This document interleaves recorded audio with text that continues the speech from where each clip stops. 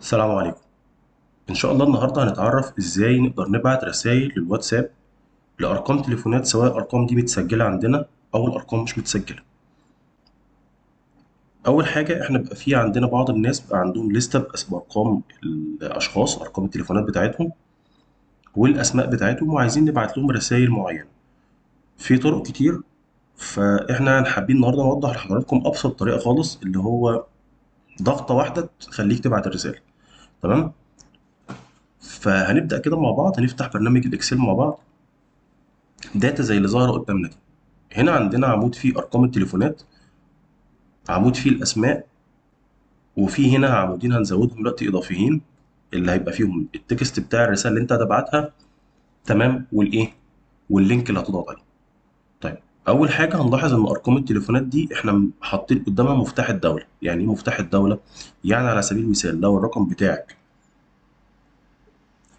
010، فأنت هتحط هنا 2010. تمام، كده الرقم بتاعك 010 اهو. فأنت هتحط كود الدولة اللي هو موجب 20. صح، بس احنا ما بنحطش الموجب ده خالص، بنشيله. وضحت الفكره؟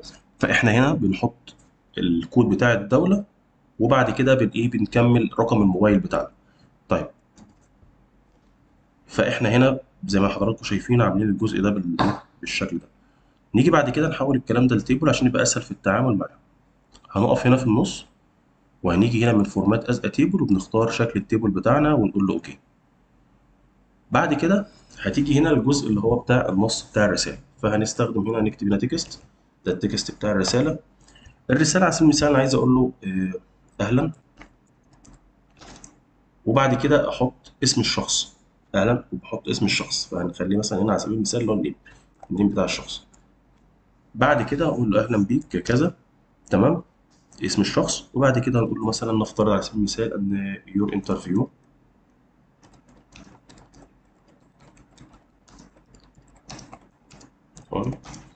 عايز أقول مثلا هتبقى يوم 15 12 2023، الساعة مثلا 12 دي ام. ده نص الرسالة اللي أنا عايز أبعته. اوكي. طيب نفترض مثلا عندنا في الجدول ده مكان فيه التاريخ وميعاد الايه، المقابله. حلو، مفيش مشكله، عادي تعمل هنا انسيرت وهتحط هنا ايه، الديت. حلو، وهنا انسيرت كمان مره وهتحط الايه، التايم اللي هو فيه. فهنا مثلا على سبيل المثال الشخص الاولاني ده هيبقى كام؟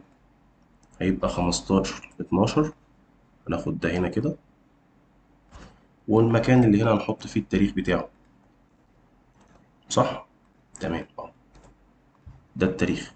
التايم بقى بتاعنا برضو نفس الفكرة، هيبقى في ايه، في وقت مكان معين، وده هيبقى التايم. انا بس بحط لك الحاجات دي عشان بس حضرتك تشوف الاول ايه الشكل العام هيبقى عامل ازاي. طيب، فيها بقى مثلا شخص تاني ميعاد مقابلته مثلا 12 12 23. شخص تاني 2 1 24. تاني شخص 1 1 24. في واحد تاني مثلا 15 6 23. تمام، نفترض هم دول الناس دي. فانا هنا هقول له هنا شورت ديت اهو. طبعا الشكل الاولاني ده يفضل تتلته، اكتبه بالصح 15.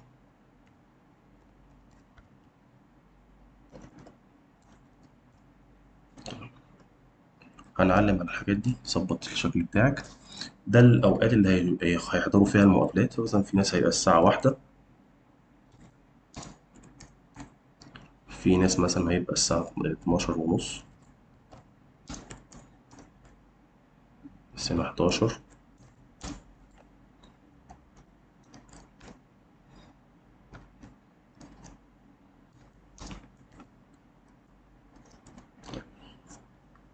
عايزين بقى نعمل المعادله اللي تربط الكلام ده ببعضه وتعمل لك النص بتاع الايه، بتاع الرساله نفسها. اوكي. طيب، في عندنا اكتر من حاجه تقدر تعمل جوين للتكست. خلاص. اسهلهم وابسطهم في عندك اللي هو الايه، الكونكيت. ابسطهم في اكتر من حاجه تقدر تعمل لك دمج ما بين النصوص اللي عندك. في عندنا حاجات كتيره جدا نقدر نعمل بيها ربط ما بين التكست، يعني ربط يعني ادمج اكتر من تكست مع بعض بسهوله وببساطه جدا. طيب في عندنا داله اسمها الكونكيت. طيب عمليه الكونكيت فانا بدمج اكتر من حاجه مع بعض. طيب هنقول في طريقه تانية اسهل، او في طريقه تانية اسهل اللي هي برضو التكست جوين، او داله تانية اسهل اللي هي التكست جوين. حلو. ودي برضو هنوضحها النهارده في الفيديو مع بعض ان شاء الله برضو. في برضو الاسهل من كده علامه الاند، اللي هي العلامه دي. طب نستخدمها ازاي؟ تقول له مثلا يساوي، لو انا عايز اجمع الاسم ده او اجمعهم واحطهم مع بعض، يعني مش اجمعهم عمليه جمع حسابي، لا، ان انا احط التكست ده زائد التكست ده. تمام. فهنا اقول له اختار السيل الاولانيه واقول له هنا علامه الاند، واختار التكست التاني، فبالتالي هو هيدمج لي الاثنين مع بعض. طب انا عايز احط بينهم وبين بعض مسافه، فانا بقوم هنا عامل مسافه، واقوم حاطط مسافه فاضيه، واقوم قايل له برضه علامه الاند واقول له انتر، فهنا حط لي مسافه بين الاثنين. طيب خلينا الاول نشتغل على التكست جوين، فاحنا كده ورينا الجزء ده، اوريكم التكست جوين بتبقى ماشيه ازاي، وبعد كده الكونكيت، وبعد كده نشوف ايه اسهل طريقه نقدر نعمل بيها التكست اللي فوق معانا. اول حاجه هنا اقول له ايكوال اهو، يساوي، عشان يعرف ان ده معادله. هستخدم التكست جوين. التكست جوين اسهلهم ليه؟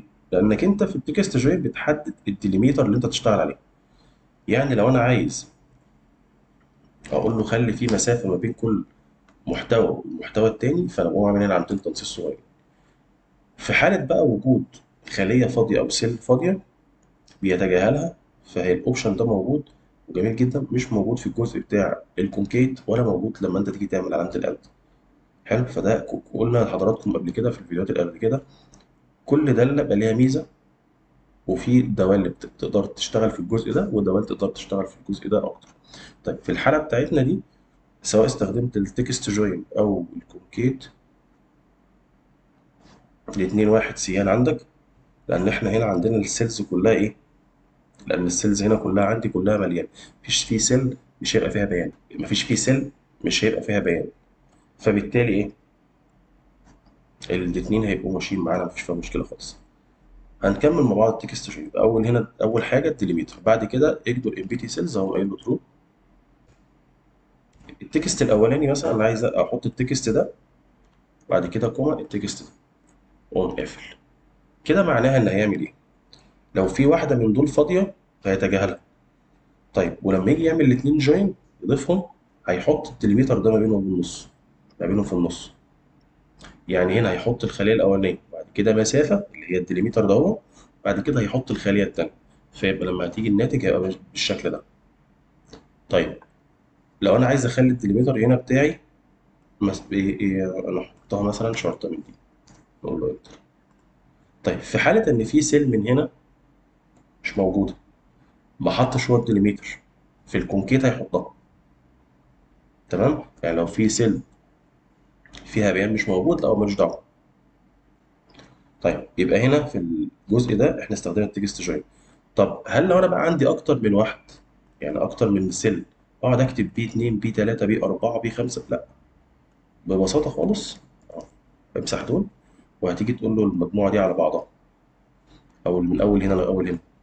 تمام. وتقول له انتر. طبعا لو واحده في النص مش موجوده مش هيحط الشرطه بتاعتها، في الكونكيت هيحطها.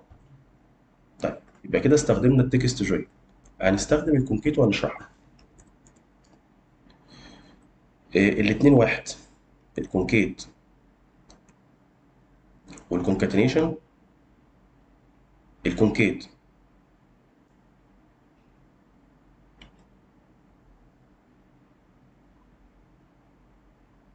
الاثنين اللي ظاهرين قدامك دول الدالتين واحد، فاحنا نستخدم الكونكيت اهي. هنيجي اول حاجه نحدد التكست اللي هو من هنا لهنا لهنا على بعض.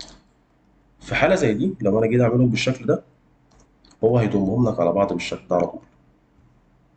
اوكي. طب انا عايز احط فواصل ما بينهم او حاجات ما بينهم، لا، هتضطر حضرتك وانت بتعمل كونكيت هتقول بقى ايه، كوما، حط لي مثلا شرطه اهو، بعد كده التكست التاني اللي هو ده، حط لي الشرطه. فاصبح ان استخدام التكست جوين اسهل.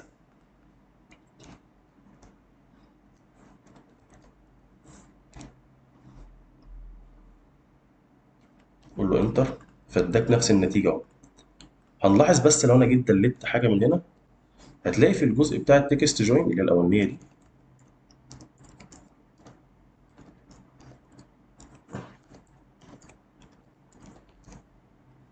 في التكست جوين ما حطلكاش الايه، الشرطه اللي ما بين الخليه الفاضيه دي واللي بعدها، انما هنا عملها ايه، شايفين؟ تمام. اوكي، طب في الداتا بقى اللي موجوده قدامنا دي دلوقتي، سواء استخدمت تكست جوين او الكونكيت، الاثنين واحد، لان الداتا لازم تدخل. وصلت؟ بس انا عن نفسي انا بفضل اكتر استخدم التكست جوين. تمام. هندخل بقى مع بعض كده ونعمل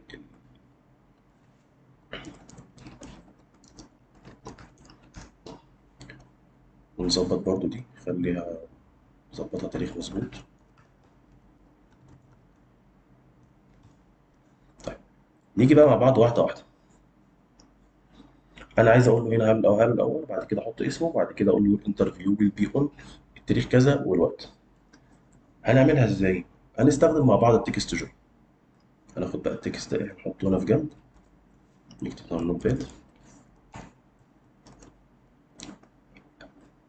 اول حاجه هنحط دي هنا في جنب كده، دي جنبها هنا. اول حاجه هنا اقول له هنا ايكوال، اقول له هنا تكست جوين. اول حاجه هحط الديليمتر بتاعي، الديليمتر عندي هنا مسافه. تمام.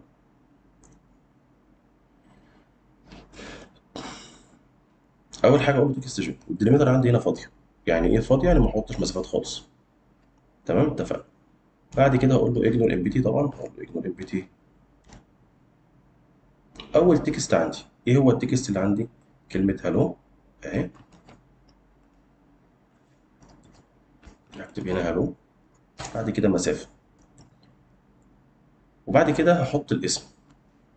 الاسم ده اللي هو النيم بتاع الشخص، اللي هو انهي واحد فيهم، اللي هو ده اهو. بعد كده كوما، نحط الدوت، دي الحته دي. بعد كده بعد الدوت دي هنحط مسافه، اتفضل يا فندم، بعد المسافه اقول له بقى your interview will be on، وفي هنا مسافه نحط البتاعه دي اهي، your interview will be on. بعد كده كوما، المفروض بحط التاريخ. في حاجه هنا صغيره هقول لكم عليها، بس خلي بالنا ايه، واحده واحده. ادي التاريخ. بعد كده هقول له كوما، واقوم كاتب كلمه ات، وهاخد المسافه دي والمسافه اللي بعدها.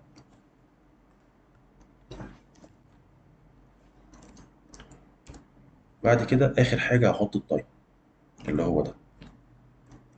قبل ما اقفل واقول له انتر عشان ينفذ الكلام ده، شوفوا ايه اللي هيحصل في التاريخ والوقت مع بعض لما اجي اقول له تكست جوين. لاحظوا ايه اللي حصل. قال لك هنا هيلو محمد عزت your interview will be on 15/2/24، وفي هنا تانية ارقام اهي شكلها غريب، وهنا التايم ظاهر لي بنص وبربع، يعني حاجات كده غريبة. طيب عشان نتفادى الموضوع ده، طالما حاجة فيها تاريخ ووقت، الأحسن إنك أنت تستخدم الدالة اللي اسمها إيه؟ تكست، عشان تقدر تعمل فورمات للتكست اللي أنت عايزه. في دالة عندنا اسمها تكست، هوضحها لكم دلوقتي فايدتها إيه، ونوضحها مع بعض. أنا لو جيت كتبت تاريخ مثلا 15 أو 12 واحد، هنا 20 23، التاريخ ده معناه عندنا على الجهاز بتاعي إن شهر 12 ده اللي هو الشهر، واحد اللي هو اليوم، 2023 دي اللي هي السنة، عشان انا مستخدم الفورمات بتاعت الجهاز عندي بالشكل ده. بس انا عايز التاريخ ده اخد بس منه السنه، او اخد منه الشهر، او اخد منه اليوم. ففي عندنا حاجه اهو اسمها تكست. طيب التكست دي فايدتها ايه؟ دي الفاليو اللي انا عايزها. وهنا بيقول لك بقى كوما، بيقول لك الفورمات بتاعها انت محتاجه ايه. فلو انا محتاج بس اليوم فانا اقول له هات لي الداي منها، فجاب لي يوم واحد. طب لو التاريخ ده 5/12 جاب لي يوم 5. وصلت؟ فهنا لما بقول له حرف الدي بيجيبه لي بالشكل ده. طب لو قلت له هنا دبل دي جابها لي 0/5. طب لو قلت له 3 دي هيجيبها لك اللي هو اليوم نفسه بس مختصر. اه. طب لو انا قلت له 4 دي هيجيبه لك الاسم اليوم بس كامل. تمام. فده هنا انا بتحكم في الفورمات بتاعت الايه، التكست اللي عندي، وبقول له انا محتاج منه ايه بالظبط. طيب انا ده وضحت لكم بالشكل ده. الدي معناها اليوم، والام يعني المنص، والواي اللي هي لير. طيب انا عايز بقى التاريخ ده يظهر لي اليوم الاول، وبعد كده الشهر، وبعد كده السنه. فانا هقول له ايه؟ هقول له لو سمحت اظهر لي التاريخ اليوم الاول، بعد كده في المشارطه المانث، وبعد كده لير. اللير بقى انا عايز اظهر على خانتين ولا على 4 خانات، اقول له اظهر لي على 4 خانات. فيا اما تعمل له 3 واي او 4 واي مش هتفرق معاك. تمام. اقول له انتر، فكده ايه؟ قال لك 15 12 في 23. فيبقى بدل ما انا اقول له، يبقى احنا كده فهمنا داله التكست تمام. بدل ما انا اقول له بقى في التكست جوين هنا اقول له حط لي الديت وخلاص، اقول له اعمل لي فورمات على الديت نفسه. فالديت هقول له هنا تكست وفاتح قوس عليه، اقول له لو سمحت خليه لي هنا يظهر لي اليوم، بعد كده شهر، بعد كده سنة، واقفل القوس من هنا ونقول له انتر. كده التواريخ كلها ظبطت معايا. فاضل بقى اللي هو الايه؟ الوقت. طيب الوقت نظبطها ازاي؟ هناخد دي كوبي هنا ونجرب عليها. ادي التكست اهو. ايه الفاليو اللي انا هشتغل عليها؟ الفاليو دي. الفورمات بقى زي ما هناك في الداي، هنا في عندنا الاور والمينت في الجزء ده. طيب انا عايز اظهرها الاور. اقوم قايل له هنا عايز اظهر الاور، فاقول له 2 دبل اتش نقطتين وبعدها المينت اهي. طيب لو انا قلت له بس كده وقفلت القوس وقلت له انتر، قال لك هنا 12. طب لو الساعه دي واحده هيقول لك 13، وهكذا. طب انا جيت مثلا اكتب الساعه 6 بي ام هيكتبها لك 18. لا انا عايزه ما يكتبليش بقى 18 بنظام 24 ساعه، عايزه يكتبها لي بالنظام اللي هو 12 ساعه. فهنا في الجزء بتاع التكست ده اقوم عامل هنا مسافه واقول له هنا ايه؟ اي ام سلاش بي ام. هو اوتوماتيك هيفهم ان انا محتاج الحاجات دي تتقسم 12 ساعه. فلو جيت قلت له لو سمحت دي الساعه 12 بي ام هيكتب لك 12 بي ام. الساعه 1 بالليل اقول له هنا 1 اي ام، 1 بعد منتصف الليل. تمام. يبقى انا ممكن اعوض عن الجزء اللي فوق ده بايه؟ بدل ما اقول له التايم اقول له لو سمحت اعمل لي التايم ده بس حطه لي من التكست اهو، وبدل الدي هنا ده اقول له التايم بتاعنا بس. فكده احنا عرفنا نعمل نص الرساله اللي احنا هنبعتها للناس على الواتساب. طيب نخبي بقى الكلام ده مش محتاجينه. نيجي بقى نرجع لللينك. اللينك اللي المفروض يتبعت للناس او اللي انا هضغط عليه عشان يوديني للناس. اعمل كلير للفورمات هنا عشان يفضي المكان ده. طيب عشان ابعت رساله لحد على الواتساب بكتب هنا https // واتساب دوت ام اي سلاش ورقم التليفون بتاعه، وبعد كده علامة استفهام والتكست اللي انت هتبعته. تمام. اللينك ده مجرد ما انت بتضغط عليه هو بيفتح الواتساب على الكمبيوتر عندك، بيفتحه على البراوزر، وبيقول لك لو سمحت انت عايز تبعت الرسالة دي تقول له كونتينيو بيكمل معاك. طيب خلينا نجرب على رقم التليفون بتاعنا مثلا. هنيجي هنا نقول له مثلا تليفون فايبر لينك عشان ما يقعدش يضايقنا. هكتب التليفون بتاعي هنا مثلا اهو. اتفقنا ان نحط رقم التليفون بالكود بتاع الدولة. فهكتب هنا 2، بعد كده التكست هكتب ان هو ويلكم واقول له انتر. اول لما هضغط انا على اللينك ده هيفتح هو البراوزر زي ما انتم شايفين، يجي يقول لك this site is trying to open WhatsApp application. اوكي، اقول له افتح. فتح لك الواتس ابلكيشن وفتح لك على الرقم بتاع الشخص اللي انت عايزه، بس ما كتبلكش هنا الرساله. طب عشان اعمل الحركه دي اعمل ايه؟ اضغط كمان مره هنا وقول له اوبن، هتلاقيه ظهر لك الرساله. يبقى انا هنا هضغط كليكتين. اوكي طيب، ولو انا عايز الموضوع ده يتم بشكل اوتوماتيك، تمام، هوريه لكم دلوقتي لما نخلص. يعني مش كل شويه هقول له اوبن تاني، لا هي هتبقى مره واحده. نقفل ده، مش محتاجينه دلوقتي. طيب ده الشكل بتاعنا، عايزين بقى نعمل الكلام ده في اللينك. طيب هنعمل ايه؟ احنا هنا استخدمنا التكست جوين، خلينا المره دي نستخدم الايه؟ الكونكيت. هقول له هنا ايكوال يساوي كونكيت. اول حاجه انا محتاجها النص ده ثابت عندي، اللي هو https whatsapp.me/ اقوم كاتبه زي ما هو https نقطتين سلاش whatsapp.me/ ورقم التليفون. اقوم قافل هنا واقول لو سمحت هات لي رقم التليفون اللي في الاول ده، بعد كده كوما، بعد كده علامة الاستفهام جنبها كلمة تكست بتساوي، واقوم قافل واجيب التكست اللي عندنا اللي هو ده. في نقطة هنا بس هوضحها لكم بس بعد ما نخلص ده، واقول له انتر. لما انا جيت عملت كده، هو هنا عمل لي الشكل ظهر قدامكم ده، ظهر لك اللينك مش بالشكل ده. بس هو ناخد بالنا مفيش ويب سايت، مفيش ويب سايت، بالنا من جزء مفيش ويب سايت بيبقى فيه مسافات كده في اليو ار ال بتاعه، صح؟ يعني احنا لو جينا نبص هنا على اللينك اللي احنا فاتحينه، مثلا لو جينا قلنا ويلكم هنا، خلينا نريموف لينك ويلكم، مثلا جيت قلت له ويلكم احمد. لما باجي افتح الحاجه دي لما باجي افتحها، بص هنا قلت له كنسل. بصوا ايه اللي بيحصل فوق، بتلاقي هنا شكل، شايفين الشكل ظهر قدامنا ده، في نموذج وفي علامه اد، ففي انكودنج للتكست بيحصل، فبالتالي هو مش هينفع يظهر بالشكل ده، فلازم اعمل انكودنج للتكست بتاع الرساله دي نفسها. تمام. طيب نعمل انكود للكلام ده ازاي؟ تيجي تقف هنا وقبل التكست هتقول له انكود يو ار ال. هشرحها لكم دلوقتي الانكود دي لوحدها. تمام، لاحظوا ايه اللي عمله في اليو ار ال، التكست يبقى شكله عامل ازاي. فكده بالشكل ده مظبوط، بحيث انك انت حتى لو كتبت الحاجه هنا بالعربي، تمام، يتعمل لها انكود فتظهر مظبوط، ما يحصلش عندك اي مشاكل خالص. حتى لو جيت تكتب هون السلام عليكم اهو،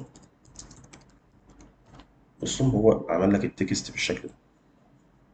تمام، نقول له كنترول زد تراجع. كده احنا ظبطنا التكست. نشرح بس جزء الانكود ونوضحها لكم. لو انا جيت اقول له هنا، هنا عندنا تكست اهو،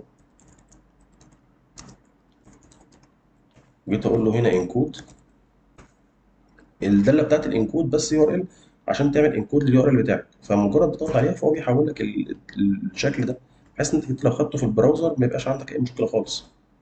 تمام. جيت كتبت مثلا هنا بالعربي اهو، فهو بيعمل انكودنج للايه، للحاجه دي، عشان لما تحط في اليو ار ال تبقى مظبوطه. طيب، فهنا عشان كده احنا استخدمنا الجزء بتاع الانكود. نيجي بقى المرحله اللي بعد كده.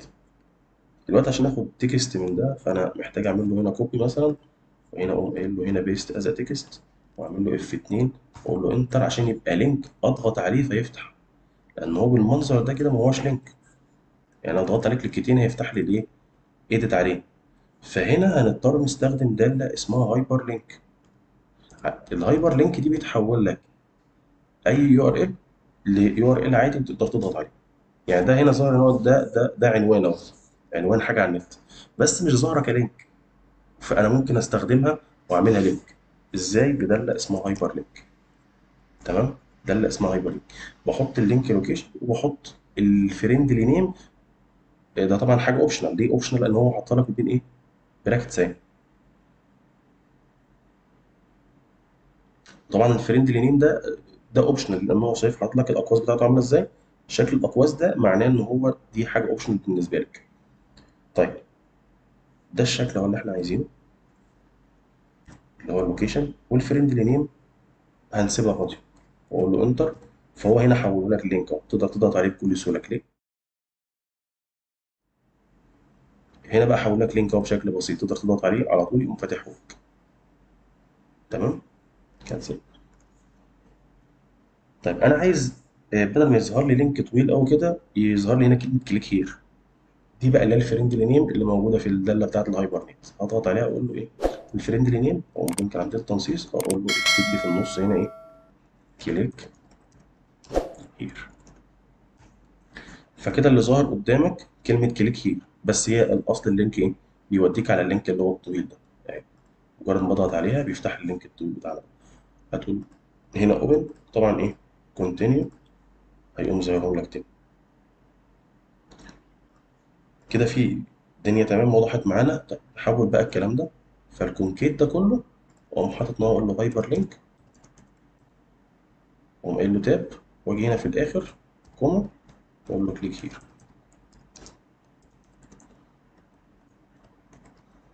واقول له انتر. كده اصبح ان قدام كل واحد نص رساله انا عامله في المواعيد المطلوبه ان هو يحضرها، او ايا كان بقى، شوف حضرتك عايز ايه. وهنا اللينك اللي انا اضغط عليه دي مش محتاجين اقول له كلير.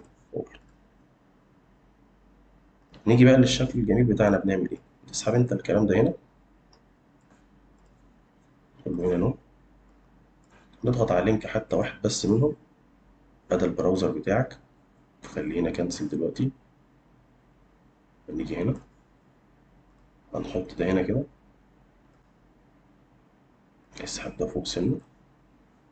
نفتح بقى الواتساب، هننزل واتساب من على الكمبيوتر. هننزله ازاي على الكمبيوتر بتاعنا؟ شايف كلمة داونلود دي؟ من لو انت جيت دخلت هنا وقلت له واتساب اهو، تمام، هتيجي فينا عندك حاجة اسمها داونلود واتساب، هتضغط عليه، تختار هنا الاوبريتنج سيستم مايكروسوفت ويندوز اهو، وبنضغط عليه تقول له اوبن، هيفتح لك المايكروسوفت ستور.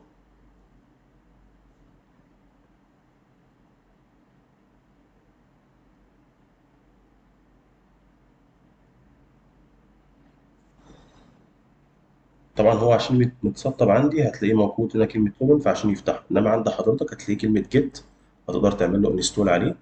بعد ما تعمل له انستول تقدر تفتحه وتربطه عندك بالايه بالكود.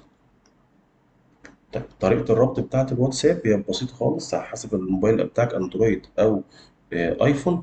بتخش على الاعدادات في حاجة اسمها لينك ديفايس، بيقول لك سكان الكيو ار كود، تسكان الكيو ار كود اللي قدامك، ويبقى متاح بالنسبة لك انك انت تشتغل وتفتح الرسائل بتاعتك من على الكمبيوتر بكل سهولة بدل ما تستخدم الموبايل. طيب انا هنا هقول له اوبن، بعد كده هاخد الحاجة دي احطها تحت هنا عندي. تمام. طبعا ده نصوره سنة مش محتاجينه،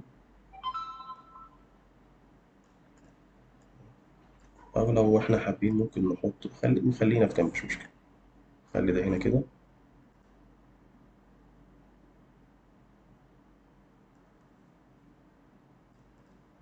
تمام، وده الواتساب بتاعنا. كل اللي أنا هعمله إيه؟ هضغط على ده كليك، هيفتح معاك continue to chat. أه always allow دي لازم تعملها على طول.